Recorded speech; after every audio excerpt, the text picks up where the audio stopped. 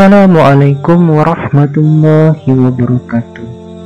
Alhamdulillah sahabat, dalam kesempatan kali ini kita kembali bertemu dan kita akan bercerita tentang salah seorang sahabat Nabi. Sahabat tersebut bernama Mus'ab bin Umair. Dia adalah duta Islam yang pertama. Mus'ab bin Umair adalah salah satu di antara para sahabat Nabi. Alangkah baiknya jika kita memulai kisahnya dengan pribadinya. Dia adalah seorang remaja Quraisy terkemuka, seorang yang paling ganteng dan tampan, penuh dengan jiwa dan semangat kepemudaan. Para mu'arikh dan ahli riwayat melukiskan semangat kepemudaannya dengan kalimat, seorang warga kota Mekah yang mempunyai nama paling harum. Ia lahir dan dibesarkan dalam kesenangan dan tumbuh dalam lingkungannya. Mungkin tak seorang pun di antara anak-anak muda Mekah yang beruntung dimanjakan oleh kedua orang tuanya. Demikian rupa sebagai yang dialami oleh Mus'ab bin Umair. Mungkinkah kiranya anak muda yang serba kecukupan, biasa hidup mewah dan manja, menjadi buah bibir gadis-gadis Mekah dan menjadi bintang di tempat pertemuan, akan meningkat sedemikian rupa hingga menjadi buah cerita tentang keimanan menjadi tamsil dalam semangat kepahlawanan. Sungguh suatu riwayat penuh pesona, riwayat Mus'ab bin Umair atau Mus'ab yang baik sebagai biasa digelarkan oleh kaum muslimin. Ia salah satu di antara pribadi-pribadi muslimin yang ditempa oleh Islam dan dididik oleh Muhammad sallallahu alaihi wasallam. Tetapi corak pribadi manakah? Sungguh kisah hidupnya menjadi kebanggaan bagi kemanusiaan umumnya. Suatu hari, anak muda ini mendengar berita yang tersebar luas di kalangan warga Mekah mengenai Muhammad Al-Amin. Muhammad yang mengatakan bahwa dirinya telah diutus Allah sebagai pembawa berita suka maupun duka, sebagai da'i yang mengajak umat beribadah kepada Allah yang Maha Esa. Sementara perhatian warga Mekah terpusat pada berita itu, dan tiada yang menjadi buah pembicaraan mereka kecuali tentang Rasulullah sallallahu alaihi wasallam serta agama yang dibawanya. Maka anak muda yang manja ini paling banyak mendengar berita itu, karena walaupun usianya masih belia, tetapi ia menjadi bunga majelis tempat-tempat pertemuan yang selalu diharapkan kehadirannya oleh para anggota dan teman-temannya. Gaya yang tampan dan otaknya yang cerdas merupakan keistimewaan Ibnu Umair. Di antara berita yang didengarnya ialah bahwa Rasulullah bersama pengikutnya biasa mengadakan pertemuan di suatu tempat yang terhindar jauh dari gangguan gerombolan Quraisy dan ancaman-ancamannya, yaitu di Bukit Sapa di rumah Arkam bin Abil Arkam. Keraguannya tidak berjalan lama, hanya sebentar waktu ia menunggu. Maka pada suatu senja, didorong kerinduannya, pergilah ia ke rumah Arkam menyertai rombongan itu. Di tempat itu, Rasulullah SAW sering berkumpul dengan para sahabatnya. Tempatnya mengajarnya ayat-ayat Al-Quran dan membawa mereka salat beribadah kepada Allah yang Maha Akbar. Baru saja Mus'ab mengambil tempat duduknya, ayat-ayat Al-Quran mulai mengalir dari kalbu Rasulullah, bergema melalui kedua bibirnya dan sampai ke telinga, meresap di hati para pendengar. Di senja itu, Mus'ab pun terpesona oleh untaian kalimat Rasulullah yang tepat menemui sasaran pada kalbunya. Hampir saja anak muda itu terangkat dari tempat duduknya karena rasa haru dan serasa terbang karena ia gembira. Tetapi Rasulullah mengulurkan tangannya yang penuh berkat dan kasih sayang dan mengurut dada pemuda yang sedang panas bergejolak, hingga tiba-tiba menjadi sebuah lubuk hati yang tenang dan damai, tak obah bagai lautan yang teduh dan dalam. Pemuda yang telah Islam dan iman itu telah tampak memiliki ilmu dan hikmah yang luas, berlipat ganda dari ukuran usianya, dan mempunyai kepekatan hati yang mampu merubah jalan sejarah. Hunas binti Malik yakni Ibunda Mus'ab, seorang yang berkepribadian kuat dan pendirian yang tak dapat ditawar atau diganggu-gugat. Ia wanita yang amat disegani, bahkan ditakuti. Ketika Mus'ab menganut Islam, tiada satu kekuatan pun yang ditakuti dan dikhawatirkannya selain ibunya sendiri. Bahkan walau seluruh penduduk Mekah beserta berhala-berhala, para pembesar dan padang pasirnya berubah rupa menjadi suatu kekuatan yang menakutkan yang hendak menyerang dan menghancurkannya, tentulah Mus'ab akan menganggapnya enteng. Tetapi tantangan dari ibunya bagi Mus'ab tidak dapat dianggap kecil. Ia pun segera berpikir keras dan mengambil keputusan untuk menyembunyikan keislamannya sampai terjadi sesuatu yang dikehendaki Allah. Demikianlah ia senantiasa bolak-balik ke rumah Arkam menghadiri majlis Rasulullah, sedang hatinya merasa bahagia dengan keimanan dan sedia menebusnya dengan amarah murka ibunya yang belum mengetahui berita keislamannya. Tetapi di kota Mekah tiada rahasia yang tersembunyi, apalagi dalam suasana seperti itu. Mata kaum Quraisy berkeliaran di mana-mana, mengikuti setiap langkah dan menyelusuri setiap jejak. Kebetulan seorang yang bernama Utsman bin Talha melihat Mus'ab memasuki rumah Arkam secara sembunyi. Kemudian pada hari yang lain dilihatnya pula ia salat seperti Muhammad. Secepat kilat ia mendapatkan ibu Mus'ab dan melaporkan berita yang dijamin kebenarannya. Berdirilah Mus'ab di hadapan ibu dan keluarganya serta para pembesar Mekah yang berkumpul di rumahnya.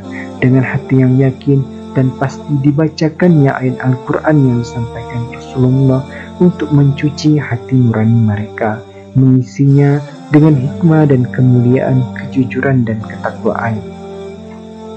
Ketika sang ibu hendak membungkam mulut putranya dengan tamparan keras, tiba-tiba tangan yang terulur bagai anak panah itu surut dan jatuh terkulai demi melihat nur atau cahaya yang membuat wajah yang telah berseri cemerlang itu kian berwibawa dan patut diindahkan, menimbulkan suasana keibuannya. Ibunda Mus'ab terhindar memukul dan menyakiti putranya, tetapi tak dapat menahan diri dari tuntutan bela berhala-berhalanya dengan jalan lain. Dibawalah putranya itu ke suatu tempat terpencil di rumahnya, lalu dikurung dan dipenjarakan amat rapat. Demikianlah beberapa lama Mus'ab tinggal dalam kurangan sampai saat beberapa orang muslimin hijrah ke Habasyi. Mendengar berita hijrah ini, Mus'ab pun mencari muslihat dan berhasil mengelabui ibu dan penjaga-penjaganya. Lalu pergi ke Habasyi melindungi diri. Ia tinggal di sana bersama saudara-saudaranya kaum muhajirin. Lalu pulang ke Mekah.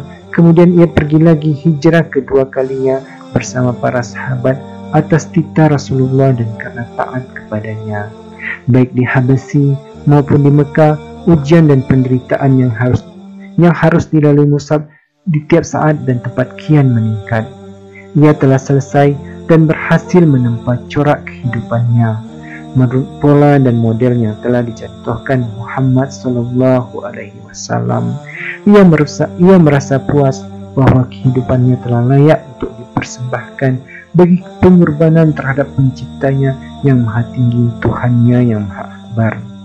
Pada suatu hari, ia tampil di hadapan beberapa orang muslimin yang sedang duduk sekeliling Rasulullah.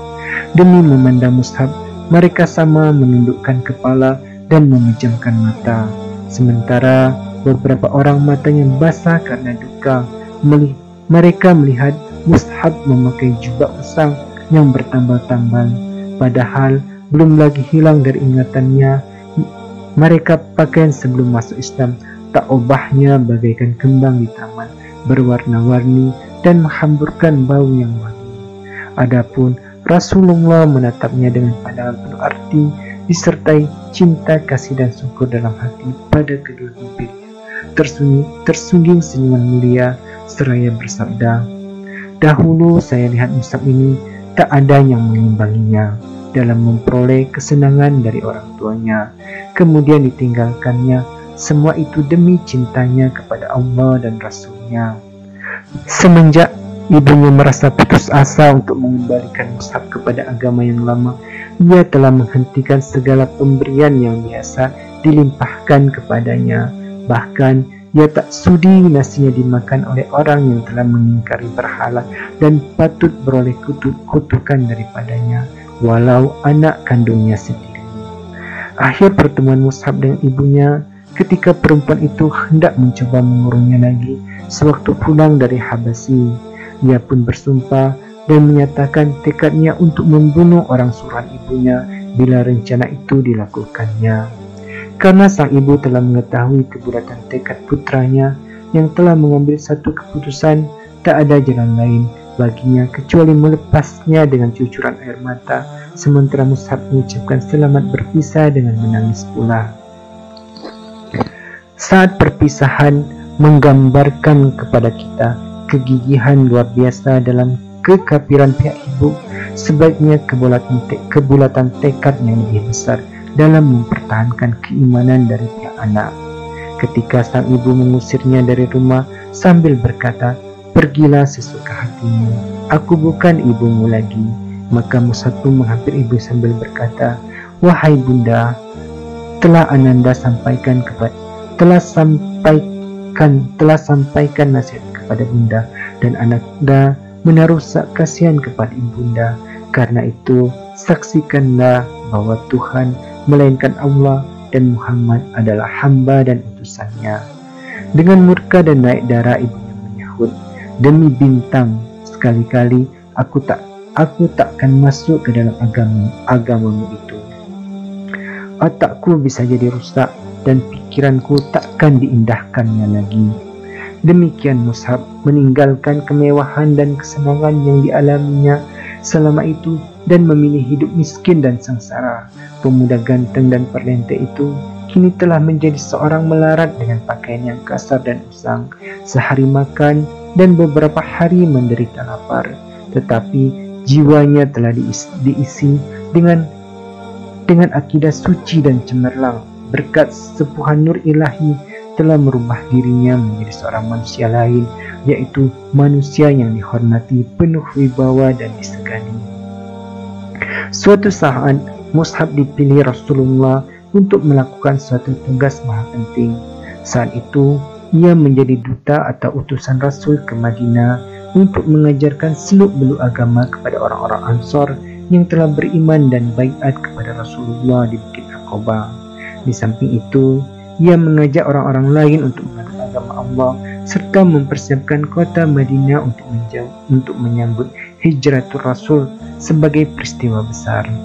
Sebenarnya di kalangan sahabat ketika itu masih banyak yang lebih tua, lebih berpengaruh dan lebih dekat hubungan kekeluargaannya dengan Rasulullah daripada Mus'hab. Tetapi Rasulullah menjatuhkan pilihannya kepada Mus'hab yang baik dan bukan tidak menyadari sepenuhnya bahwa beliau telah memikulkan tugas yang amat penting ke atas pundak pemuda itu dan menyerahkan kepadanya tanggung jawab nasib agama Islam di kota Madinah, suatu kota yang tak lama lagi akan menjadi kota hijriah, pusat para da'i dan dakwah, tempat berhimpunnya penyebar agama dan pembela al-Islam. Mus'hab pun memikul amanan itu dengan bekal karunia Allah kepadanya berupa pikiran yang cerdas dan budi yang luhur. Dengan sifat zuhud, kejujuran dan kesungguhan hati, ia berhasil melunakkan dan menawan hati penduduk Madinah hingga mereka berduyun-duyun masuk Islam. Sesampainya di Madinah, didapatinya kaum muslimin di sana lebih dari 12, yakni hanya orang-orang yang telah baiat di Bukit Aqabah. Tetapi tidak sampai beberapa bulan kemudian meningkatlah orang yang sama-sama memenuhi panggilan Allah dan Rasul-Nya. Pada musim haji berikutnya dari perjanjian Aqabah, kaum muslim Madinah mengirim perutusan yang mewakili mereka menemui Nabi, dan perutusan itu dipimpin oleh guru mereka, oleh duta yang dikirim Nabi kepada mereka, yaitu Mus'hab bin Umair. Dengan tindakan yang tepat dan bijaksana, Mus'hab bin Umair telah membuktikan bahwa pilihan Rasulullah SAW atas dirinya itu tepat. Ia memahami tugas dengan sepenuhnya hingga tak terlanjur melampaui batas yang telah ditetapkannya. Ia sadar bahwa tugasnya adalah menyeru kepada Allah, menyampaikan berita gembira lahirnya suatu agama yang mengajak manusia mencapai hidayah, membimbing mereka ke jalan yang lurus.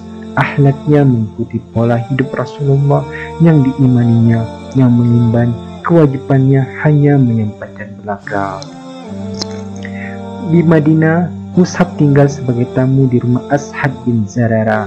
Dengan didampingi Ashad, ia pergi mengunjungi kabilah-kabilah, rumah-rumah, dan tempat-tempat pertemuan untuk membacakan kitab-kitab suci Allah, menyampaikan kalimat Allah bahwa Allah Tuhan Maha Esa secara hati-hati. Pernah ia menghadapi beberapa peristiwa yang mengancam keselamatan diri serta para sahabatnya yang nyaris celaka. Kalau tidak karena kecerdasan akal dan kebesaran jiwanya. Suatu hari ketika ia sedang memberikan petua kepada orang-orang, tiba-tiba disergap Usaid bin Hudayr, kepala suku kabilah Abdul Ashal di Madinah. Usaid menoda Mus'ab dengan menyentakkan dindingnya. Bukan main marah dan murkanya Usaid menyaksikan Mus'ab yang dianggap akan mengacau dan menyelewengkan anak buahnya dari agama mereka, serta mengemukakan Tuhan yang Maha Esa yang belum pernah mereka kenal dan dengar sebelum. Padahal menurut anggapan Usaid, Tuhan-Tuhan mereka yang bersimpuh lena di tempatnya masing-masing. Mudah dihubungi secara konkret jika seseorang memerlukan salah satu di antaranya. Tentulah ia akan mengetahui tempatnya dan segera pergi mengunjunginya untuk memaparkan kesulitan serta menyampaikan permohonan. Demikianlah yang tergambar dan terbayang dalam pikiran suku Abdul Ashal. Tetapi Tuhannya Muhammad yang diserukan beribadah kepadanya oleh utusan yang datang kepada mereka itu tiadalah yang mengetahui tempatnya dan tak seorang pun yang dapat melihatnya. Demi melihat kedatangan Usaid bin Hudayr yang murka bagaikan api yang sedang berkobar kepada orang Islam yang duduk bersama Mus'ab, mereka pun merasa kecut dan takut. Tetapi Mus'ab yang baik tetap tinggal tenang dengan air muka yang tidak berubah. Bagaikan singa yang hendak menerkam, Usaid berdiri di depan Mus'ab dan Asad bin Zarara. Bentaknya, "Apa maksud kalian datang ke kampung kami? Apakah hendak membodohi rakyat kecil kami? Tinggalkan segera tempat ini. Jika tak ingin, segera nyawa kalian melayang." Seperti tenang dan mantapnya samudra dalam, laksana tenang dan damainya cahaya fajar, terpancarlah ketulusan hati Mus'ab yang baik. Dan bergeraklah lidahnya mengeluarkan ucapan yang halus. "Kenapa Anda tidak duduk dan mendengarkan dulu? Seandainya Anda menyukai nanti, Anda dapat menerimanya. Sebaiknya jika tidak, kami akan menghentikan apa yang Anda tidak sukai itu." Sebenarnya Usaid seorang yang berakal dan berpikiran sehat, dan sekarang ini diajak oleh Mus'ab untuk berbicara dan meminta pertimbangan kepada hati nuraninya sendiri. Yang dimintanya hanyalah agar ia bersedia mendengar dan bukan yang lainnya. Jika ia menyetujui, ia akan membiarkan Mus'ab, dan jika tidak, maka Mus'ab berjanji akan meninggalkan kampung dan masyarakat mereka untuk mencari tempat dan masyarakat lain dengan tidak merugikan ataupun dirugikan oleh orang lain. "Sekarang saya insaf," ujar Usaid, lalu menjatuhkan lembingnya ke tanah dan duduk mendengarkan demi Mus'ab membacakan ayat-ayat Al-Quran dan menguraikan dakwah yang dibawa oleh Muhammad Sallallahu Alaihi Wasallam. Maka dada Usaid pun terbuka dan bercahaya, beralun, berirama mengikuti naik turunnya suara serta meresapi keindahannya. Dan belum lagi Mus'ab selesai dari uraiannya, Usaid pun berseru kepadanya dan kepada sahabatnya, "Alangkah indah dan benarnya ucapan itu, dan apakah yang harus dilakukan oleh orang-orang yang hendak masuk agama ini?" Maka sebagai jawabannya, gemuruhlah suara tahlil serempak seakan hendak menggoncangkan bumi.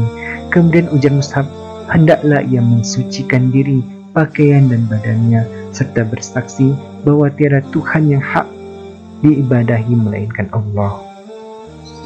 Beberapa lama Usaid meninggalkan mereka, kemudian kembali sambil memeras air dari rambutnya. Lalu ia berdiri sambil menyatakan pengakuan bahwa tiada Tuhan yang hak diibadahi melainkan Allah dan Muhammad itu utusan Allah.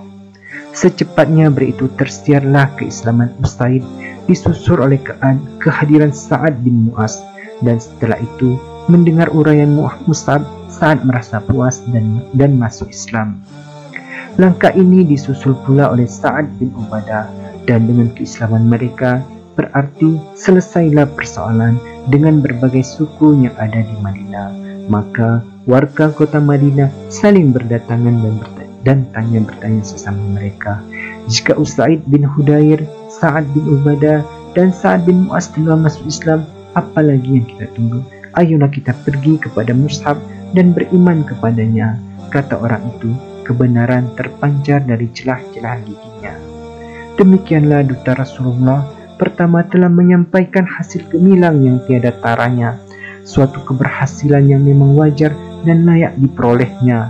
Hari-hari dan tahun berlalu dan Rasulullah bersama para sahabatnya hijrah ke Madinah. Orang-orang Quraisy semakin geram dan dendam. Mereka menyiapkan tenaga untuk melanjutkan tindakan dan kekerasan terhadap hamba-hamba Allah yang soleh. Terjadilah perang Badar, dan kaum Quraisy pun beroleh pelajaran pahit yang menghabiskan sisa pikiran sehat mereka, hingga mereka berusaha menembus kekalahan. Kemudian datanglah giliran perang Uhud, dan kaum muslimin pun bersiap-siap mengatur barisan. Rasulullah berdiri di tengah barisan dan menatap setiap wajah orang beriman, menyelidiki siapa yang sebaiknya membawa bendera. Maka terpanggillah Mus'ab yang baik dan pahlawan itu tampil sebagai pembawa bendera. Peperangan berkobar lalu berkecamuk dengan sengitnya. Pasukan panah melanggar tidak mentaati peraturan Rasulullah. Mereka meninggalkan kedudukannya di celah bukit setelah melihat orang-orang musyrik menderita kekalahan dan mengundurkan diri. Perbuatan mereka itu secepatnya berubah ke sana, hingga kemenangan kaum muslimin beralih menjadi kekalahan.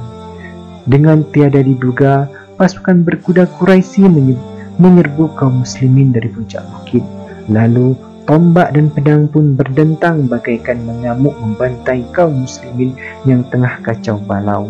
Melihat barisan kaum muslimin porak-poranda, musuh pun menunjukkan serangan ke arah Rasulullah dengan maksud menghantamnya.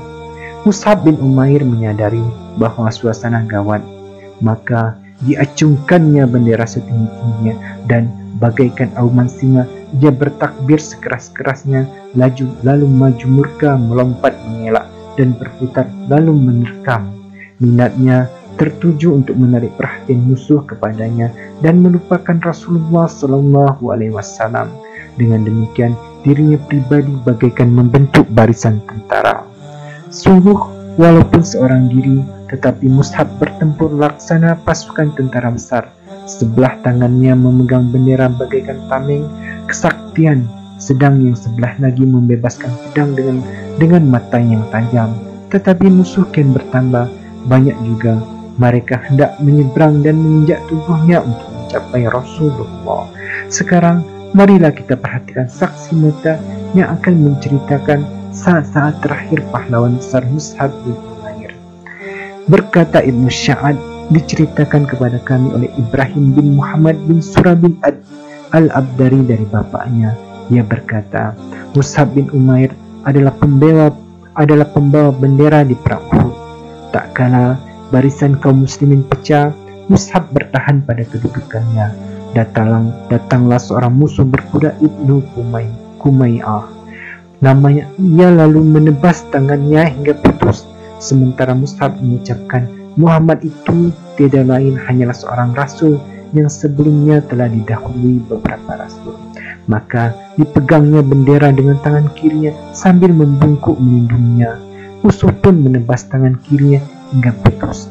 Mus'ab membungkuk ke arah bendera, lalu dengan kedua pangkal lengan meraihnya ke dada sambil mengucapkan, Muhammad itu tidak lain hanyalah seorang rasul dan sebelumnya telah didahului oleh beberapa rasul. Lalu orang berkuda itu menyerang ketiga kali dengan tombak dan menusukkannya hingga tombak itu patah. Mus'hab pun gugur dan bendera jatuh. Gugurnya Mus'hab dan jatuhnya bendera, ia gugur sebagai bintang dan mahkota para syuhada, dan hal itu dialaminya setelah dengan keberanian besar mengarungi kancah pengorbanan dan keimanan. Di saat itu Mus'hab berpendapat bahwa sekiranya ia gugur, tentulah jalan para pembunuh akan terbuka lebar menuju Rasulullah tanpa ada pembela yang akan mempertahankannya. Demi cintanya yang tiada terbatas kepada Rasulullah dan cemas memikirkan nasibnya nanti ketika ia akan pergi berlalu, setiap kali pedang jatuh menerbangkan sebelah tangannya. Dihiburnya dengan diri ucapan, Muhammad itu tiadalah hanyalah seorang rasul dan sebelumnya telah didahului olehnya beberapa rasul. Kalimat yang kemudian dikukuhkan sebagai wahyu ini setelah diulang dan dibacanya sampai selesai hingga akhirnya menjadi ayat Al-Quran yang selalu dibaca orang. Setelah pertempuran usai, ditemukanlah jasad pahlawan yang ulung yang saat itu terbaring dengan wajah menelungkup ke tanah, digenangi darahnya yang mulia, dan seolah-olah tubuh yang telah kaku itu masih takut menyaksikan bila Rasulullah ditimpa bencana. Maka disembunyikannya wajahnya agar tidak melihat peristiwa yang dikhawatirkan dan ditakutinya itu. Atau mungkin juga ia merasa malu karena telah gugur sebelum hatinya tentram beroleh kepastian akan keselamatan Rasulullah. Sebelum ia selesai menunaikan tugasnya dalam membela dan mempertahankan Rasulullah sampai berhasil, maka Mus'hab cukuplah bagimu Ar-Rahman, namamu harum semerbak dalam kehidupan. Rasulullah bersama para sahabat datang meninjau medan pertempuran untuk menyampaikan perpisahan kepada para syuhada. Ketika sampai di tempat terbaringnya jasad Mus'hab, bercucuran dengan deras air matanya. Betapapun luka pedih dan dukanya di dalam menimpa Rasulullah karena gugur pamanda Hamzah dan dirusak tubuhnya oleh orang musyrik demikian rupa hingga bercucuran air mata, dan betapapun penuhnya medan laga dengan mayat dan para sahabat dan kawan-kawannya yang masing-masing mereka merupakan panji-panji ketulusan, kesucian dan cahaya. Betapa juga manusia itu, tapi Rasulullah tak melewatkan berhenti senyap dekat jasad putanya yang pertama untuk melepas dan mengeluarkan isi hatinya. Memang Rasulullah berdiri di depan Mus'hab bin Umair dengan pandangan mata yang pendek, bagai menyelubungi dengan kesetiaan dan kasih sayang. Dibacakannya ayat, di antara orang-orang mukmin itu terdapat pahlawan-pahlawan yang telah menepati janjinya dengan Allah. Kemudian setelah melayangkan pandangan, ia ke arah medan serta para syuhada, kawan-kawan Mus'hab yang tergeletak di atasnya. Rasulullah bersabda, sungguh Rasulullah akan menjadi saksi nanti di hari kiamat bahwa tuan-tuan semua adalah syuhada di sisi Allah. Kemudian sambil berpaling ke arah sahabatnya yang masih hidup, hai manusia, berziarahlah dan berkunjunglah kepada mereka serta ucapkan salam. Demi Allah yang menguasai nyawaku, tak seorang pun muslim sampai hari kiamat yang memberi salam kepada mereka, pasti mereka akan membalasnya. Demikianlah sebuah kisah dari salah seorang sahabat yang mulia, Mus'hab bin Umair. Semoga kita bisa mengambil pelajaran dan hikmah atas perjalanan hidupnya. Assalamualaikum warahmatullahi wabarakatuh.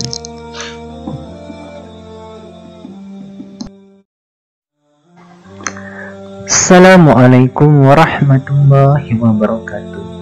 Dalam kesempatan kali ini kita akan menceritakan perjalanan panjang dari seorang sahabat Rasulullah, Salman Al-Farisi, dalam menemukan Islam. Salman Al-Farisi adalah seorang laki-laki keturunan Persia dari negeri Asbahan. Ia adalah salah satu sahabat Rasulullah yang memiliki kisah hidup yang cukup panjang. Perjuangannya dalam mencari kebenaran sangat patut untuk kita teladani. Dari Abdullah bin Abbas radhiyallahu anhu berkata, Salman Al-Farisi menceritakan kisahnya kepadaku dari mulutnya sendiri. Dia berkata, aku seorang laki-laki dari Ispahan, warga suatu desa bernama Jai. Ayahku adalah seorang tokoh masyarakat yang mengerti pertanian. Aku sendiri yang paling disayangi dari semua makhluk Allah. Karena sangat sayangnya aku tidak diperbolehkan keluar rumah. Aku diminta senantiasa berada di samping perapian. Aku seperti seorang budak. Aku dilahirkan dan membaktikan diri di lingkungan majusi, sehingga aku sebagai penjaga api yang bertanggung jawab atas nyalanya api dan tidak membiarkannya padam. Ayahku memiliki tanah perahan yang luas. Pada suatu hari, beliau sibuk mengurus bangunan. Beliau berkata kepadaku, wahai anakku, hari ini aku sangat sibuk di bangunan, maka aku tidak sempat mengurus tanah. Cobalah engkau pergi ke sana. Beliau menyuruhku untuk melakukan beberapa pekerjaan yang harus segera diselesaikan. Aku keluar menuju tanah ayahku. Dalam perjalanan, aku melewati salah satu gereja Nasrani. Aku mendengar suara mereka yang sedang sembahyang. Aku pun tidak mengerti mengapa ayahku mengharuskan aku untuk tinggal di dalam rumah, melarang aku keluar rumah. Aku melewati gereja tersebut dan aku mendengar suara mereka yang sedang sembahyang. Maka aku pun masuk ke dalam gereja itu untuk mengetahui apa yang sebenarnya sedang mereka lakukan. Begitu aku melihat mereka, aku kagum dengan cara mereka dan aku ingin mengetahui peribadatan mereka. Aku berkata dalam hati, demi Allah, ini lebih baik dari agama yang aku anut sebelumnya. Demi Allah, aku tidak beranjak dari mereka sampai matahari terbenam. Aku tidak jadi pergi ke tanah milik ayahku. Aku bertanya kepada mereka, dari mana asal-usul agama ini? Mereka menjawab, dari Sam.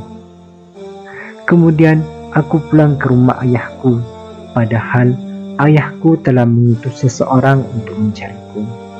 Sementara aku tidak mengerjakan tugas dari ayahku sama sekali. Maka ketika aku telah bertemu ayahku, beliau bertanya, anakku, kemana saja kamu pergi? Bukankah aku telah berpesan kepadamu untuk mengerjakan apa yang aku perintahkan? Aku menjawab, ayah, tadi aku lewat pada suatu kaum yang sedang melakukan sembahyang di dalam gereja. Ketika aku melihat ajaran mereka, aku merasa kagum. Demi Allah, aku tidak beranjak dari tempat itu hingga matahari terbenam. Ayahku menjawab, wahai anakku, tidak ada kebaikan sedikit pun di dalam agama tersebut. Agamamu dan agama ayahmu lebih bagus dari agama itu. Aku pun membantah, demi Allah, sekali-kali pun tidak. Agama itu lebih bagus daripada agama kita. Kemudian ayahku khawatir dengan diriku, sehingga beliau merantai kakiku dan aku dipenjara di dalam rumahnya. Suatu hari, ada serombongan orang dari agama Nasrani diutus menemuiku. Maka aku sampaikan kepada mereka, jika ada rombongan dari Syria yang terdiri dari para pedagang Nasrani, maka hendaknya diberitahu.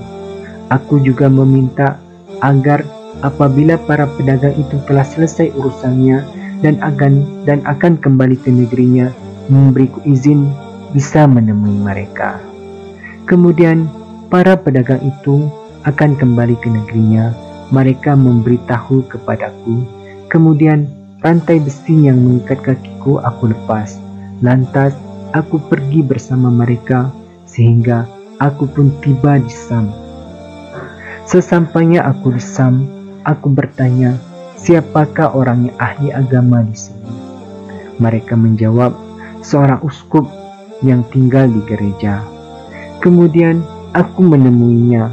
Kemudian aku berkata kepada pendeta itu, aku sangat mencintai agama ini dan aku ingin tinggal bersamamu. Aku akan membantumu di gerejamu agar aku dapat belajar denganmu dan sembahyang bersama kamu. Pendeta itu menjawab, silahkan. Maka aku pun tinggal bersamanya. Ternyata pendeta itu adalah seorang yang jahat. Dia menyuruh dan menganjurkan umat untuk bersedekah. Namun setelah sedekah itu terkumpul dan diserahkan kepadanya, ia menyimpan sedekah tersebut untuk dirinya sendiri, tidak untuk diberikan kepada orang-orang miskin, sehingga terkumpullah sebanyak 7 peti emas dan perak. Aku sangat benci dengan perbuatan pendeta itu. Kemudian dia pun meninggal. Orang-orang Nasrani pun berkumpul untuk segera menguburkannya. Saat itu pula aku sampaikan kepada mereka, sebenarnya pendeta ini adalah orang yang berperangai buruk, menyuruh dan menganjurkan kalian untuk bersedekah. Tetapi saat sedekah itu telah terkumpul, dia menyimpannya untuk dirinya sendiri, tidak memberikannya kepada orang-orang miskin sedikit pun. Mereka pun mempertanyakan tentang apa yang telah aku sampaikan. Apa buktinya bahwa kamu mengetahui akan hal itu? Aku menjawab, marilah aku tunjukkan kepada kalian simpanannya. Mereka berkata, baik, aku tunjukkan simpanan tersebut kepada kami. Lalu aku memperlihatkan tempat penyimpanan sedekah itu. Kemudian mereka mengeluarkannya sebanyak 7 peti yang penuh berisi emas dan perak. Setelah mereka menyaksikannya betapa banyaknya simpanan harta pendeta itu, mereka berkata, demi Allah, selamanya kami tidak akan menguburnya. Kemudian mereka menyalib pendeta itu pada tiang dan melemparinya jasadnya dengan batu. Kemudian mereka mengangkat orang lain sebagai penggantinya. Aku tidak pernah melihat orang yang tidak mengerjakan sholat, bukan sholat seperti seorang muslim yang lebih bagus daripada dia. Dia sangat zuhud, sangat mencintai akhirat dan selalu beribadah siang dan malam. Maka aku pun sangat mencintainya dengan rasa cinta yang tidak pernah aku berikan kepada yang lain selainnya. Aku pun tinggal bersamanya dalam beberapa waktu. Kemudian ketika kematiannya datang menjelang, aku berkata kepadanya, wahai Fulan, selama ini aku hidup bersamamu dan aku sangat mencintaimu, dan belum pernah ada seorang pun yang aku cintai seperti cintaku kepadamu. Padahal sebagaimana kamu lihat telah menghampirimu saat berlakunya takdir Allah, dan kepada siapakah aku ini akan engkau wasiatkan apa yang engkau perintahkan kepadaku. Orang itu pun berkata, wahai anakku, demi Allah, saat ini aku sudah tidak tahu siapa yang memiliki keyakinan seperti aku. Orang-orang yang aku kenal banyak telah mati, dan masyarakat pun mengganti ajaran yang benar ini dan meninggalkannya sebagiannya, kecuali seseorang yang tinggal di Mosul, yakni Fulan. Dia telah memegang keyakinan seperti aku. Temuilah ia di sana. Lalu setelah ia wafat, aku berangkat untuk menemui seseorang di Mosul. Aku berkata kepadanya, wahai Fulan, sesungguhnya si Fulan telah mewasiatkan kepadaku saat menjelang kematiannya agar aku menemuimu. Dia memberitahu bahwa engkau memiliki keyakinan yang sama dengan dia. Kemudian orang yang aku temui itu berkata, silahkan tinggallah bersamaku, dan aku pun hidup bersamanya.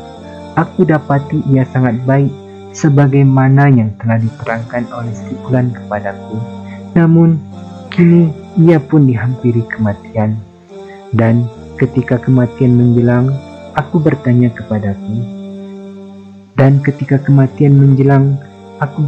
kepadanya, Wahai Fulan, ketika itu si Fulan mewasiatkan aku kepadamu agar aku menemuimu ketika takdir Allah akan berlaku atasmu sebagaimana yang telah engkau maklumi. Oleh karena itu, kepada siapakah aku ini hendak engkau wasiatkan, dan apa yang engkau perintahkan kepadaku? Orang itu berkata, wahai anakku, demi Allah, tak ada seorang pun yang sepengetahuanku yang seperti aku seperti ini, kecuali seseorang di Nasibin, sebuah kota di Aljazair, yaitu Fulan. Temuilah ia. Orang itu berkata, dan Salman pergi menuju kota Nasibin, sebuah kota di Aljazair. Orang itu berkata, silahkan tinggal bersamaku. Sekarang aku mulai hidup bersamanya. Aku dapatkan ia benar-benar si Fulan yang dulu pernah aku hidup bersamanya. Aku tinggal bersama seseorang yang sangat baik. Namun kematiannya hampir datang menjemputnya, dan di ambang kematiannya aku berkata, wahai Fulan, ketika itu si Fulan mewasiatkan aku kepada Fulan, dan kemarin Fulan mewasiatkan aku kepadamu. Sepeninggalmu nanti, kepada siapakah aku akan engkau wasiatkan, dan apa yang akan engkau perintahkan kepadaku? Orang itu berkata, wahai anakku, demi Allah, tidak ada seorang pun yang aku kenal, sehingga aku perintahkan kamu untuk mendatangi seorang yang tinggal di Amuria, kota di Romawi. Orang itu menganut keyakinan sebagaimana yang kita anut. Jika kamu berkenan, silahkan mendatanginya. Dia pun menganut sebagaimana yang selama ini kami pegang. Setelah seseorang yang baik itu meninggal, aku pergi menemui seseorang di kota Amuria. Aku menceritakan perihal keadaanku kepadanya. Dia berkata, silahkan tinggal bersamaku. Aku pun hidup bersama seseorang yang ditunjuk oleh kawannya yang sekeyakinan. Di tempat orang itu, aku bekerja sehingga aku memiliki beberapa ekor sapi dan kambing. Kemudian, takdir Allah pun berlaku untuknya. Ketika aku berkata, wahai Fulan, selama ini aku hidup bersama si Fulan. Lalu dia mewasiatkan aku untuk menemui si Fulan. Kemudian si Fulan juga mewasiatkan agar aku datang menemui Fulan. Kemudian si Fulan pun mewasiatkan aku menemuimu. Sekarang, kepada siapakah aku ini engkau wasiatkan, dan apa yang engkau perintahkan kepadaku? Orang itu berkata, wahai anakku, demi Allah, aku tidak mengetahui seorang pun yang akan aku perintahkan untuk kamu mendatangi. Akan tetapi, telah hampir tiba waktunya kemunculan seorang nabi, dan diutus dengan membawa ajaran Nabi Ibrahim. Nabi itu akan keluar dari kota Mekah dan akan diusir dari suatu tempat di Arab, dan kemudian berhijrah menuju daerah yang terletak di antara dua perbukitan. Di antara dua bukit itu tumbuh pohon-pohon kurma. Pada diri Nabi itu terdapat tanda-tanda yang tidak dapat disembunyikan. Dia mau makan hadiah, tetapi tidak mau menerima sedekah. Di antara kedua bahunya terdapat cincin kenabian. Jika engkau mau menuju ke daerah itu, berangkatlah ke sana. Kemudian orang ini pun meninggal dunia, dan sepeninggalnya aku masih tinggal di Amuria sesuai dengan yang dikehendaki oleh Allah. Pada suatu hari, lewatlah di hadapanku serombongan orang-orang dari Kalab. Mereka adalah pedagang. Lalu aku berkata kepada para pedagang itu, Bisakah kalian membawaku bersama kalian menuju tanah Arab dengan imbalan sapi dan kambing-kambingku? Mereka pun menjawab, ya. Lalu aku pun memberikan ternakku kepada mereka. Mereka pun membawaku Namun ketika di Wadil Qura, mereka menzalimi dan menjualku sebagai budak ke tangan seorang Yahudi. Kini aku pun tinggal di tempat seorang Yahudi. Aku melihat pohon-pohon kurma dan aku berharap mudah-mudahan ini daerah sebagaimana yang telah disebutkan oleh si fulan kepadaku. Aku tidak terbiasa hidup bebas. Ketika aku berada di samping orang Yahudi tersebut, keponakanku datang dari Madinah, yakni dari Bani Quraiza. Dia pun membeliku darinya, kemudian membawanya pergi ke Madinah. Begitu tiba di Madinah, aku segera tahu berdasarkan apa yang disebutkan oleh sepudan kepadaku. Sekarang aku tinggal di Madinah. Allah mengutus seorang rasulnya. Dia telah tinggal di Mekah berapa lama, yang aku sendiri tidak pernah mendengar ceritanya karena kesibukanku sebagai seorang budak. Kemudian rasul itu berhijrah ke Madinah. Demi Allah, ketika aku berada di puncak kebun rumah majikanku, karena aku bekerja di perkebunan, sementara majikanku duduk, tiba-tiba salah seorang keponakannya datang menghampiri kemudian berkata, "Fulan, celakalah Bani Kailah, suku Aus dan Khazraj.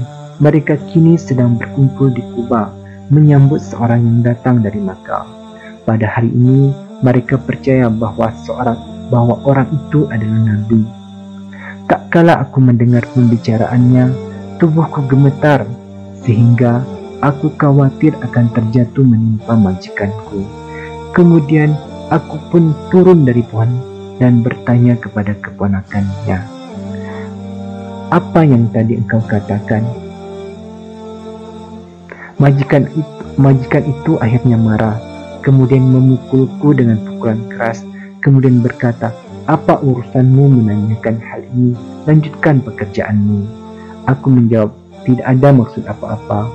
Aku hanya ingin mencari kejelasan tentang apa yang telah ia katakan. Padahal sebenarnya aku pun telah memiliki beberapa informasi mengenai akan diutusnya seorang nabi itu." Pada sore harinya, aku mengambil sejumlah bekal. Kemudian aku menuju tempat Rasulullah SAW, yang ketika itu beliau sedang berada di Kuba. Lalu aku menemui beliau. Aku berkata, "Telah sampai kepadaku kabar bahwa engkau adalah seorang yang soleh. Engkau memiliki beberapa orang sahabat yang dianggap miskin dan dianggap asing dan miskin. Aku datang untuk membawakan sedikit sedekah dan menurutku kalian berhak menerima sedekahku daripada orang lain." Aku pun menyerahkan sedekah tersebut kepada beliau. Kemudian Rasulullah SAW bersabda kepada para sahabatnya, "Silahkan kalian makan." Sementara beliau sendiri tidak menyentuh sedekah itu dan tidak memakannya. Aku berkata, inilah salah satu tanda kenabiannya. Aku pulang meninggalkan beliau untuk mengumpulkan sesuatu. Rasulullah SAW pun berpindah ke Madinah. Lalu pada suatu hari aku mendatangi beliau sambil berkata, Aku memperhatikanmu yang tidak memakan pemberian berupa sedekah, sedangkan ini merupakan hadiah sebagai penghormatan kepada engkau. Kemudian Rasulullah makan sebagian dari hadiah pemberianku dan memerintahkan para sahabat untuk memakannya. Mereka pun makan hadiahku. Aku berkata dalam hati, ini adalah tanda kenabian yang kedua. Selanjutnya aku menemui beliau saat beliau berada di kuburan Baqi. Beliau sedang mengantarkan jenazah salah seorang sahabat. Beliau mengenakan 2 lembar kain. Kala itu beliau sedang duduk di antara para sahabatnya. Lalu aku mengucapkan salam kepada beliau. Kemudian aku pun berputar memperhatikan punggung beliau. Adakah aku melihat cincin yang disebutkan si fulan kepadaku? Di saat Rasulullah SAW melihatku sedang memperhatikan beliau mengetahui bahwa aku sedang mencari kejelasan tentang sesuatu ciri kenabian yang disebutkan salah seorang kawanku. Kemudian beliau melepas kain selendang dari punggungnya, dan aku berhasil melihat sebuah tanda cincin kenabian, dan aku pun yakin bahwa beliau adalah seorang nabi. Maka aku pun telungkup di hadapan beliau dan memeluknya seraya menangis. Rasulullah bersabda, "Geserlah kemari." Maka aku pun bergeser menceritakan perihal keadaanku sebagaimana yang aku ceritakan kepadamu ini, wahai Ibnu Abbas. Kemudian para sahabat takjub kepada Rasulullah SAW ketika mendengar cerita perjalanan hidupku. Salman sibuk dan kemudian kembali sibuk bekerja sebagai budak. Rasulullah SAW suatu hari bersabda kepadaku, "Mintalah kepada majikanmu untuk bebas, wahai Salman." Maka majikanku membebaskan aku dengan tebusan 300 pohon kurma yang harus aku tanam untuknya dan 40 ukiah emas. Kemudian Rasulullah SAW mengingatkan para sahabat dan bersabda, "Berilah bantuan kepada saudara kalian ini." Mereka pun membantuku dengan memberi pohon kurma. Seorang sahabat ada yang memberiku 30 pohon, ada yang 20 pohon, ada yang 15 pohon, dan ada yang 10 pohon. Masing-masing sahabat memberiku pohon kurma sesuai dengan kadar kemampuan mereka, sehingga terkumpul benar-benar 300 pohon. Setelah terkumpul, Rasulullah bersabda kepadaku, "Berangkatlah wahai Salman, dan tanamlah pohon kurma itu untuk majikanmu. Jika telah selesai, datanglah kemari, aku akan meletakkannya di tanganku." Aku pun menanamnya dengan dibantu para sahabat. Setelah selesai, aku menghadap Rasulullah SAW dan memberitahukan perihalku. Kemudian Rasulullah SAW keluar bersamaku menuju kebun yang aku tanam itu. Lalu kami dekatkan pohon kurma itu kepada beliau, dan Rasulullah pun meletakkannya di tangan beliau. Maka demi jiwa Salman yang berada di tangannya, tidak ada sebatang pohon kurma pun yang mati. Untuk tembusan pohon kurma sudah aku penuhi, maka aku masih mempunyai tanggungan sebesar 40 ukiah. Kemudian Rasulullah SAW membawa emas sebesar telur ayam hasil dari rampasan perang. Lalu aku bersabda, apa yang telah dilakukan oleh Salman? Kemudian beliau memanggilku dan beliau bersabda, "Ambillah emas ini, gunakan untuk melengkapi tembusanmu, wahai Salman." "Wahai Rasulullah, bagaimana status emas ini bagiku?" Rasulullah menjawab, "Ambillah saja. Insya Allah, Allah Subhanahu wa Ta'ala akan memberikan kebaikan kepadanya." Kemudian aku timbang emas itu demi jiwa Salman yang berada di tangannya. Berat ukuran emas itu adalah 40 ukiah. Kemudian aku penuhi tebusan yang harus aku serahkan kepada majikanku, dan aku dimerdekakan. Setelah itu, aku turut serta bersama Rasulullah SAW dalam perang Khandaq, dan sejak itu tidak ada peperangan yang tidak aku ikuti. Demikianlah sebuah kisah panjang dari perjalanan Salman Al-Farsi dalam mencari kebenaran Islam. Assalamualaikum warahmatullahi wabarakatuh.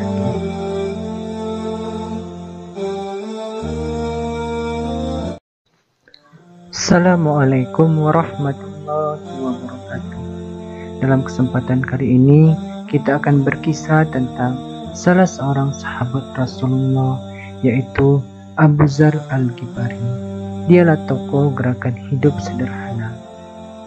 Ia datang ke Mekah sambil terhuyung-huyung, namun sinar matanya bersinar bahagia.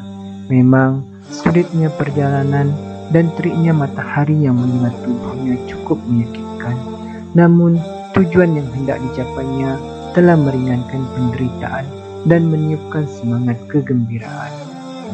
Ia memasuki kota dengan menyamar seolah-olah hendak melakukan tawaf mengelilingi berhala-berhala di sekitar Ka'bah, atau seolah-olah musafir yang sesat dalam perjalanan yang memerlukan istirahat dan menambah perbekalan. Padahal seandainya orang-orang Makkah tahu bahwa kedatangannya itu untuk menjumpai Nabi Muhammad SAW dan mendengarkan keterangan beliau, pastilah mereka akan membunuhnya.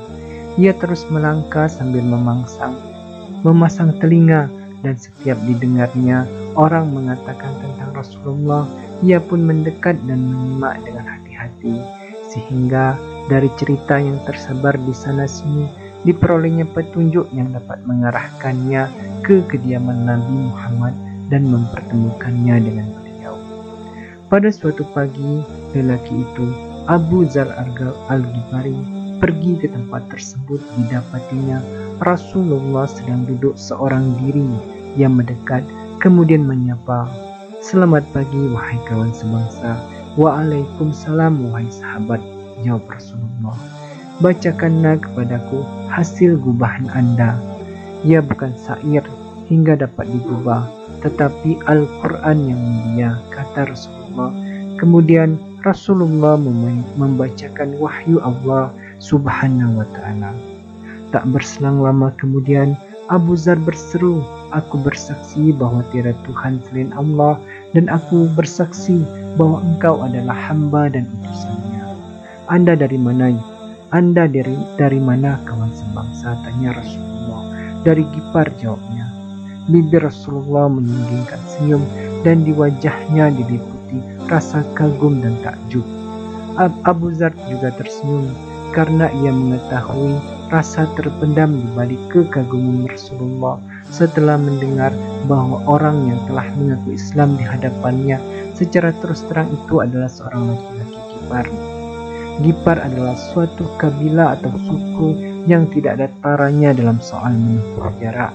Mereka jadi contoh perbandingan dalam melakukan perjalanan yang luar biasa. Malam yang kelam dan gelap gulita tak jadi soal bagi mereka, dan celakalah orang yang kesasar atau jatuh ke tangan kaum Ghifar di waktu malam. Rasulullah pun bersabda, "Sesungguhnya Allah memberi petunjuk kepada yang disukainya. Benar, Allah menunjuki siapa yang Dia kehendaki."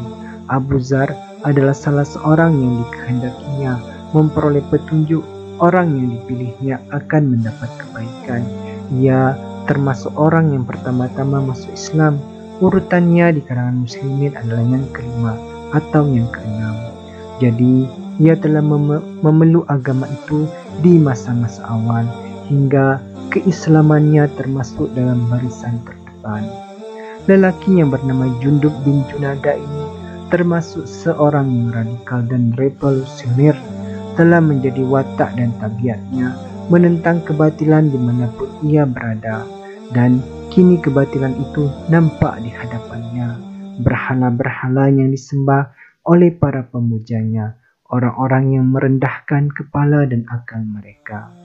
Baru saja masuk Islam, ia sudah mengajukan pertanyaan kepada Rasulullah, "Wahai Rasulullah, apa yang sebaiknya saya kerjakan menurut Anda?" "Kembalilah kepada kaummu sampai ada perintahku nanti," jawab Rasulullah. "Demi Tuhan yang menguasai jiwaku," kata Abu Dzar, "saya takkan kembali sebelum meneriakkan Islam di depan Ka'bah." Ia pun menuju haram dan menyerukan syahadat dengan suara lantang. Akibatnya ia dipukuli dan disiksa oleh orang-orang musyrik yang tengah berkumpul di sana. Rasulullah kembali menyuruhnya pulang dan menemuinya keluarganya. Ia pun pulang ke Bani Ghifar dan mengajak sanak kerabatnya memeluk agama baru ini. Ketika Rasulullah dan kaum muslimin telah berhijrah ke Madinah dan menetap di sana, pada suatu hari barisan panjang yang terdiri dari para pengendara dan pejalan kaki menuju pinggiran kota. Kalau bukan karena takbir yang mereka teriakkan dengan bergemuruh, tentulah yang melihat akan menyangka mereka adalah tentara pasukan musyrik yang akan menyerang kota. Begitu rombongan besar itu mendekat, lalu masuk ke dalam kota dan masuk ke masjid Rasulullah, ternyata mereka tiada lain adalah kabilah Bani Gifar. Semuanya telah masuk Islam tanpa kecuali laki-laki, perempuan, orang tua, remaja dan anak-anak. Rasulullah semakin takjub dan kagum. Beliau bersabda, takkan pernah lagi dijumpai di bawah langit ini orang yang lebih benar ucapannya dari Abu Dzar. Benar batinnya, benar juga lahirnya, benar akidahnya, benar juga ucapannya. Pada suatu ketika Rasulullah mengajukan pertanyaan kepadanya, wahai Abu Dzar, bagaimana pendapatmu bila menjumpai para pembesar yang mengambil upeti untuk mereka? Ia menjawab, demi Allah yang telah mengutus Anda dengan kebenaran, akan saya tebas mereka dengan pedangku. Maukah kau kutunjukkan jalan yang lebih baik dari itu? Bersabarlah hingga kau menemuiku. Abu Dzar akan selalu ingat wasiat guru dan rasul ini. Ia tidak akan menggunakan ketajaman pedang terhadap para pembesar yang mengambil kekayaan dari harta rakyat sebagaimana ancamannya terdahulu. Namun, ia juga tidak akan bungkam atau berdiam diri mengetahui kesesatan mereka. Ketika kepemimpinan Rasulullah dan para Khulafaur Rasyidin telah berlalu dan godaan harta mulai menjangkiti para pembesar dan penguasa muslim, Abu Dzar turun tangan. Ia pergi ke pusat-pusat kekuasaan dan gudang harta dengan lisannya yang tajam dan benar untuk merubah sikap dan mental mereka satu persatu. Dalam beberapa hari saja, tak ubahnya ia telah menjadi panji-panji yang dibawanya rakyat banyak dan golongan pekerja, bahkan sampai di negeri jauh yang penduduknya belum pernah melihatnya. Nama Abu Dzar bagaikan terbang ke sana, dan tak satu pun daerah yang dilaluinya, bahkan walaupun baru namanya yang sampai ke sana sudah menimbulkan rasa takut dan ngeri pihak penguasa dan golongan berharta yang berlaku curang. Penggerak hidup sederhana ini selalu mengulang-ulang pesannya dan bahkan diulang-ulang oleh para pengikutnya seolah lagu perjuangan. Beritakanlah kepada para penumpuk harta yang menumpuk emas dan perak, mereka akan disetrika dengan setrika api neraka, menyetrika kening dan pinggang mereka di hari kiamat. Abu Dzar telah mencurahkan segala tenaga dan kemampuannya untuk melakukan perlawanan secara damai dan menjauhkan diri dari segala kehidupan dunia. Ia menjadi maha guru dalam seni menghindarkan diri dari godaan jabatan dan harta kekayaan. Abu Dzar mengakhiri hidupnya di tempat yang sunyi bernama Rabaza, pinggiran kota Madinah. Ketika menghadapi sakratul maut, istrinya menangis di sisinya. Ia bertanya, apa yang engkau tangiskan, padahal maut itu pasti datang? Istrinya menjawab, karena engkau akan meninggal, padahal kita tidak mempunyai kain kafan untukmu. Jangan menangis, kata Abu Dzar. Pada suatu hari, ketika aku berada di majelis Rasulullah bersama beberapa sahabat, aku mendengar beliau bersabda, pastilah ada salah seorang di antara kalian yang akan meninggal di padang pasir liar dan disaksikan oleh serombongan orang beriman. Semua yang ada di majelis itu sudah meninggal di kampung, di hadapan kaum muslimin. Tak ada lagi yang masih hidup selain aku. Inilah aku sekarang menghadapi sakaratul maut di padang pasir. Maka perhatikanlah jalan itu. Siapa tahu kalau rombongan orang beriman itu sudah datang. Demi Allah, aku tidak bohong dan juga tidak dibohongi. Ruhnya pun kembali ke hadirat ilahi. Dan benarlah ada rombongan kaum muslimin yang lewat dipimpin oleh Abdullah bin Mas'ud. Sebelum sampai ke tujuan, Ibnu Mas'ud melihat sosok tubuh terbujur kaku, sedang di sisinya terdapat seorang wanita tua dan seorang anak kecil. Kedua-duanya menangis. Ketika pandangan Ibnu Mas'ud jatuh ke mayat tersebut, tampaklah Abu Dzar Al-Ghifari. Air matanya mengucur deras di hadapan jenazah itu. Ibnu Mas'ud berkata, benar ucapan Rasulullah, Anda berjalan sendirian, mati sendirian, dan akan dibangkitkan kembali seorang diri. Demikianlah sahabat, sebuah kisah dari seorang sahabat, Abu Dzar Al-Ghifari. Semoga kita mendapat pelajaran dari kisah hidupnya. Semoga kita menjadi tauladan dalam kehidupan kita. Assalamualaikum warahmatullahi wabarakatuh.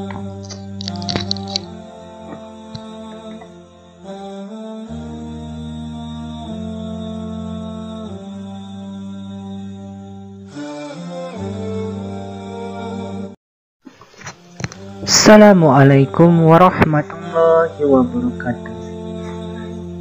Alhamdulillah sahabat, kita kembali berjumpa. Dalam kesempatan kali ini kita akan melanjutkan kisah sahabat Rasulullah, Bilal, sang muazin Rasulullah Shallallahu Alaihi Wasallam. Menyebut nama Bilal bin Rabah, kita pasti terbayang kisah keteguhan hati seorang muslim sejati. Betapa tidak, saat umat Islam masih berjumlah sekian orang, serta kekejaman yang diterima kaum muslim, seorang budak berkulit kelam bertekad bulat mengikrarkan diri beriman kepada Allah Subhanahu wa Ta'ala. Nama lengkapnya Bilal bin Rabah Al-Habashi. Ia berasal dari negeri Habasa. Ia dipanggil biasa Abu Abdillah dan digelari Muazin Ar-Rasul. Bilal lahir di daerah Asyara sekitar 43 tahun sebelum hijrah. Ia berpostur tinggi, kurus, warna kulitnya coklat, pelipisnya tipis dan rambutnya lebat. Ibunya adalah hamba sahaya milik Umayyah bin Khalaf dari Bani Jumuh. Bilal menjadi budak mereka hingga akhirnya ia mendengar tentang Islam. Lalu ia menemui Rasulullah Shallallahu Alaihi Wasallam dan mengikrarkan diri masuk Islam. Ia merupakan kalangan sahabat Rasulullah yang berasal dari non-Arab. Dalam tokoh-tokoh besar sepanjang sejarah karya Syekh Muhammad Said Mursi dipaparkan bahwa Umayyah bin Khalaf pernah menyiksa dan membiarkan dijemur di tengah gurun pasir selama berhari-hari. Di perutnya diikat sebuah batu besar dan lehernya diikat dengan tali. Lalu orang-orang kafir menyuruh anak-anak mereka untuk menyeretnya di antara perbukitan Makkah. Saat berada dalam siksaan itu, tiada yang diminta Bilal kepada para penyiksanya kecuali hanya memohon kepada Allah. Berkali-kali Umayyah bin Khalaf menyiksa dan memintanya agar meninggalkan agama yang dibawa oleh Rasulullah. Namun Bilal tetap teguh pendirian. Ia selalu mengucapkan Ahad, Ahad. Ia menolak mengucapkan kata-kata kufur. Abu Bakar As-Siddiq memerdekakannya. Umar bin Khattab berujar, Abu Bakar adalah seorang pemimpin syahid kami dan dia telah memerdekakan seorang pemimpin kami. Setelah merdeka, Bilal mengabdikan diri untuk Allah dan Rasulnya. Kemanapun Rasulullah pergi, Bilal senantiasa berada di samping Rasulullah. Karena itu pula para sahabat Nabi Shallallahu Alaihi Wasallam sangat menghormati dan memuliakan Bilal, sebagaimana mereka memuliakan dan menghormati Rasulullah Shallallahu Alaihi Wasallam. Saat Rasulullah Shallallahu Alaihi Wasallam berhijrah ke Madinah, Bilal pun turut serta bersama kaum muslimin lainnya. Ketika Masjid Nabawi selesai dibangun Rasulullah mensyariatkan azan, Rasulullah kemudian menunjuk Bilal untuk mengumandangkan azan karena ia memiliki suara yang merdu. Lalu Bilal mengumandangkan azan sebagai pertanda dilaksanakannya sholat 5 waktu. Sejak saat itu, Bilal mendapat julukan sebagai Muazin Ar-Rasul dan ia menjadi muazin pertama dalam sejarah Islam. Setelah sekian lama tinggal di Madinah, Bilal senantiasa menjadi pengumandang azan. Biasanya setelah mengumandangkan azan, Bilal berdiri depan pintu rumah Rasulullah Sallallahu Alaihi Wasallam seraya berseru, Hayya 'alas shalah, hayya 'alas shalah. Lalu ketika Rasulullah SAW keluar dari rumah dan Bilal melihatnya, ia segera melantunkan iqamat sebagai tanda salat berjamaah akan segera dimulai. Ketika penaklukan kota Makkah, Rasulullah SAW berjalan di depan pasukan Muslim bersama Bilal. Saat masuk Ka'bah, beliau hanya ditemani 3 orang sahabat, Utsman bin Talha, Usama bin Zaid, dan Bilal bin Rabah.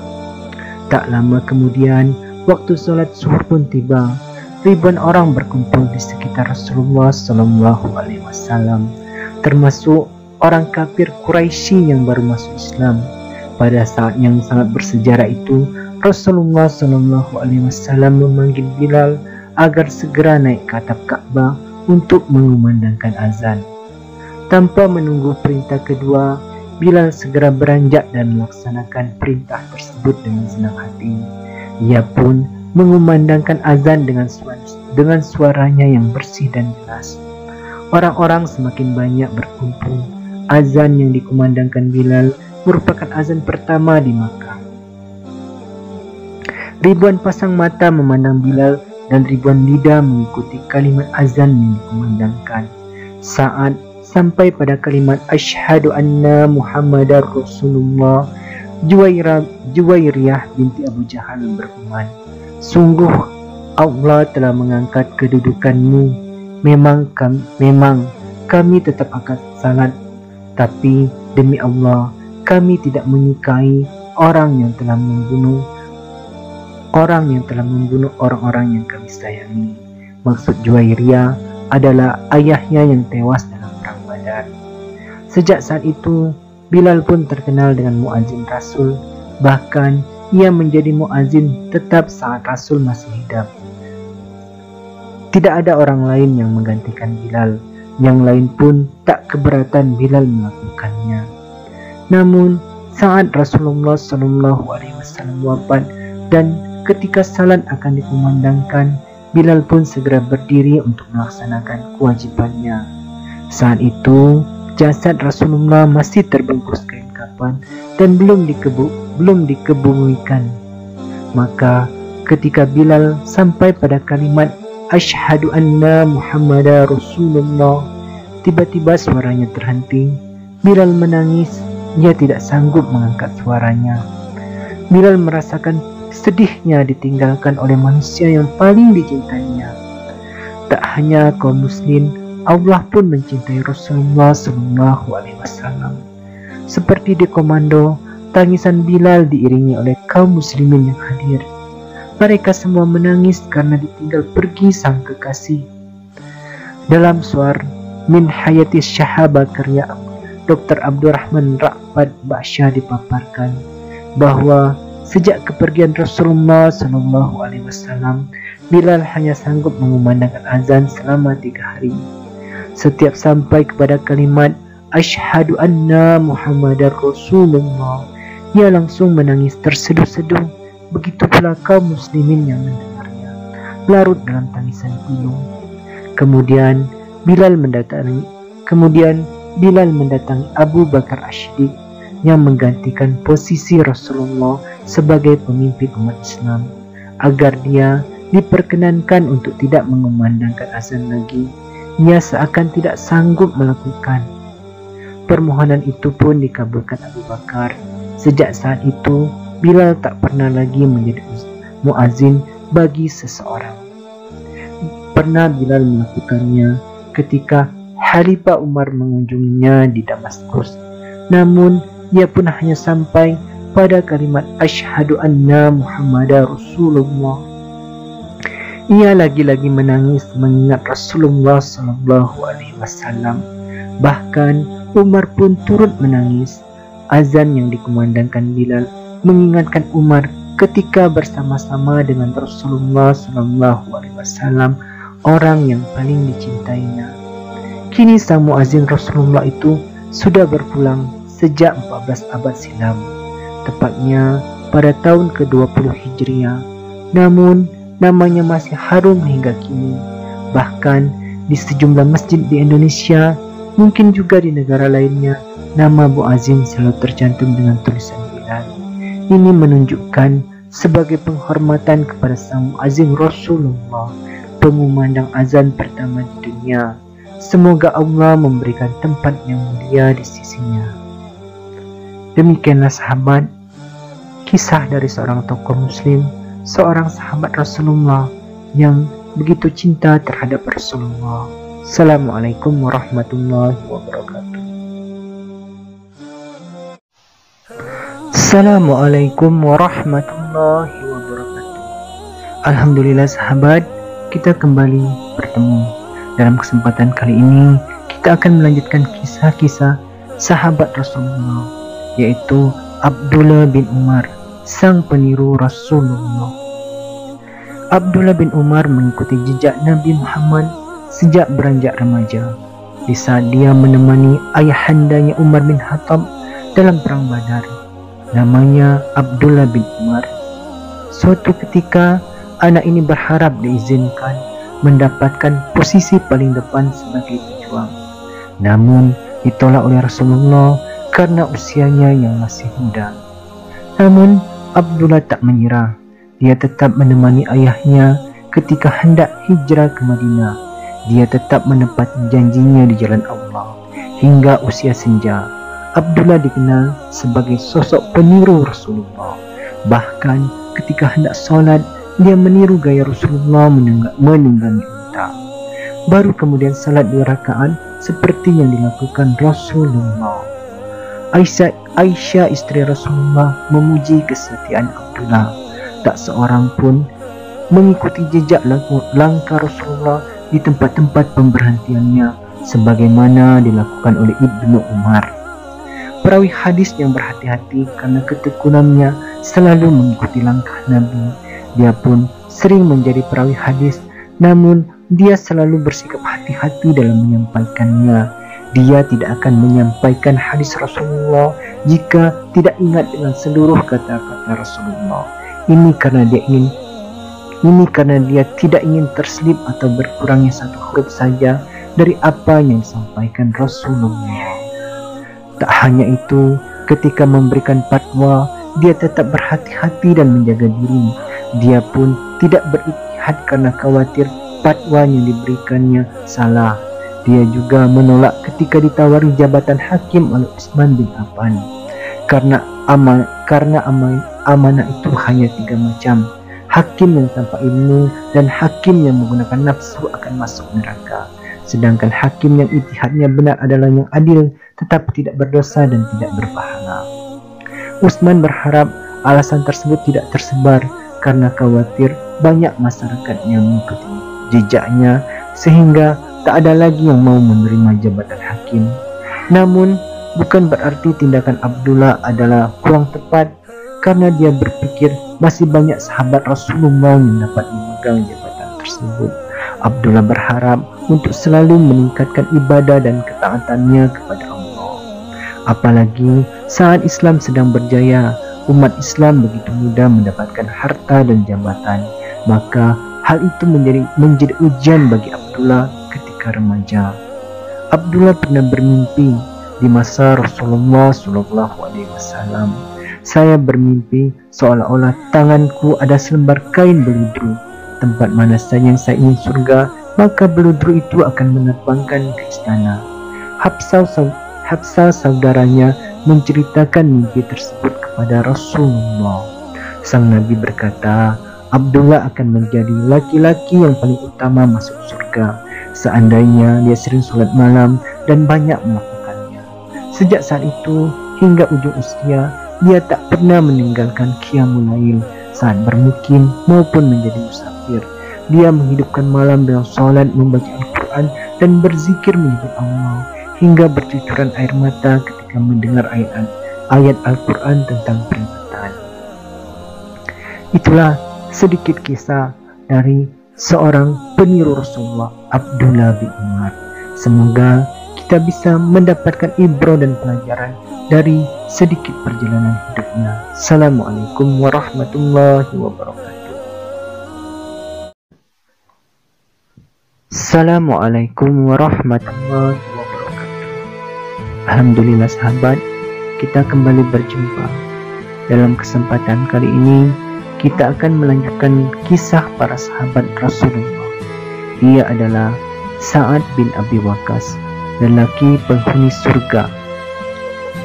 Aku adalah orang ketiga yang memeluk Islam dan orang pertama yang melepaskan anak panah di jalan Allah. Demikianlah Sa'ad bin Abi Waqqas mengenalkan dirinya.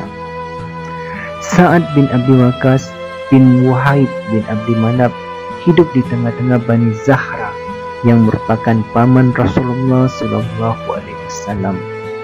Wahib adalah kakek Sa'ad dan paman Aminah binti Wahab, ibunda Rasulullah. Sa'ad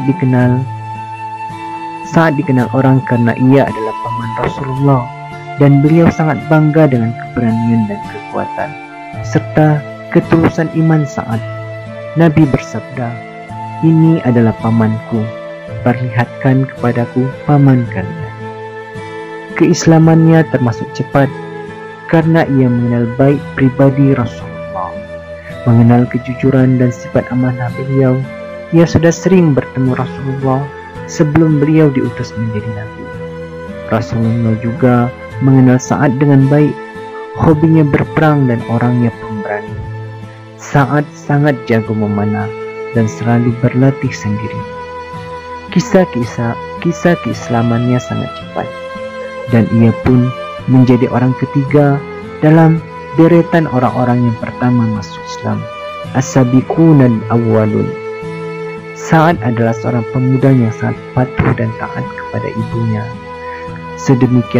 Sedemikian dalam sayang kepada ibunya sehingga seolah-olah cintanya hanya untuk sang ibu yang telah memeliharanya sejak kecil hingga dewasa dengan penuh kelembutan dan berbagai pengorbanan. Ibu Sa'ad bersama Hamna binti Sufyan bin Abu Umayyah adalah seorang wanita hartawan keturunan bangsawan Quraisy yang memiliki wajah cantik dan anggun. Di samping itu, Hamna juga seorang wanita yang terkenal cerdik dan memiliki pandangan yang jauh. Hamna sangat setia kepada agama nenek moyangnya, penyembah berhala. Pada suatu hari, Abu Bakar As-Siddiq mendatangi Sa'ad di tempat kerjanya dengan membawa berita dari langit tentang diutusnya Muhammad SAW sebagai Rasul. Ketika Sa'ad menanyakan siapakah orang-orang yang telah beriman kepada Muhammad, Abu Bakar mengatakan dirinya sendiri, Ali bin Abi Thalib dan Zaid bin Harithah. Seruan itu mengetuk kalbu Sa'ad untuk menemui Rasulullah SAW untuk mengucapkan dua kalimat syahadat. Ia pun memeluk agama Allah pada saat usianya baru menginjak 17 tahun. Sa'ad termasuk dalam deretan lelaki yang pertama yang memeluk agama Islam selain Ali bin Abi Thalib, Abu Bakar dan Zaid bin Harithah. Setelah memeluk Islam, keadaannya tidak jauh berbeda dengan kisah keislaman para sahabat lainnya. Ibunya sangat marah dengan keislaman Sa'ad. "Wahai Sa'ad, apakah engkau rela meninggalkan agamamu dan agama bapakmu untuk mengikuti agama baru itu? Demi Allah, aku tidak akan makan dan minum sebelum engkau meninggalkan agama baru itu," ucap sang ibu. Sa'ad menjawab, "Demi Allah, aku tidak akan meninggalkan agamaku." Sang ibu tetap nekat karena ia mengetahui persis bahwa Sa'ad sangat menyayanginya. Hamna mengira hati Sa'ad akan luluh jika melihatnya dalam keadaan lemah dan sakit. Ia tetap mengancam akan terus melakukan mogok makan. Namun Sa'ad lebih mencintai Allah dan Rasulnya. "Wahai ibunda, demi Allah, seandainya engkau memiliki 70 nyawa dan keluar satu persatu, aku tidak akan pernah meninggalkan agamaku selamanya," tegas Sa'ad. Akhirnya, sang ibu yakin bahwa anaknya tidak mungkin kembali seperti sedia kala. Dia hanya dirundung kesedihan dan kebencian. Allah Subhanahu wa Ta'ala mengekalkan peristiwa yang dialami Sa'ad dalam ayat Al-Quran. Dan jika keduanya memaksamu untuk mempersekutukan dengan aku sesuatu yang tidak ada pengetahuanmu tentang itu, maka janganlah kamu mengikuti keduanya, dan pergaulilah keduanya di dunia dengan baik. Quran Surat Luqman ayat 15. Pada suatu hari, ketika Rasulullah SAW sedang duduk bersama para sahabat, tiba-tiba beliau menatap ke langit, seolah mendengar bisikan malaikat. Kemudian Rasulullah kembali menatap mereka dan bersabda, "Sekarang akan ada di hadapan kalian seorang laki-laki penduduk surga." Mendengar ucapan Rasulullah SAW, para sahabat menengok ke kanan dan ke kiri pada setiap arah untuk melihat siapakah gerangan lelaki yang berbahagia yang akan menjadi penduduk surga. Tidak lama berselang, datanglah lelaki yang tinggi. Tidak lama berselang, datanglah laki-laki yang tinggi. Dia adalah Sa'ad bin Abi Waqqas. Di samping terkenal sebagai anak yang berbakti kepada orang tua, Sa'ad bin Abi Waqqas juga terkenal karena keberaniannya dalam peperangan membela agama. Ada dua hal penting yang dikenal orang tentang Sa'ad bin Abi Waqqas. Pertama, dia adalah orang yang pertama melepaskan anak panahnya dalam membela agama, dan juga orang yang mula-mula terkena anak. Ia hampir selalu menyertai Nabi dalam setiap pertempuran. Kedua, Sa'ad adalah satu-satunya orang yang dijamin oleh Rasulullah dengan jaminan kedua orang tua beliau. Dalam perang Uhud, Rasulullah SAW bersabda, "Panahlah wahai Sa'ad, ayah dan ibuku menjadi jaminan bagimu." Sa'ad bin Abi Waqqas juga dikenal sebagai seorang sahabat yang doanya senantiasa dikabulkan Allah.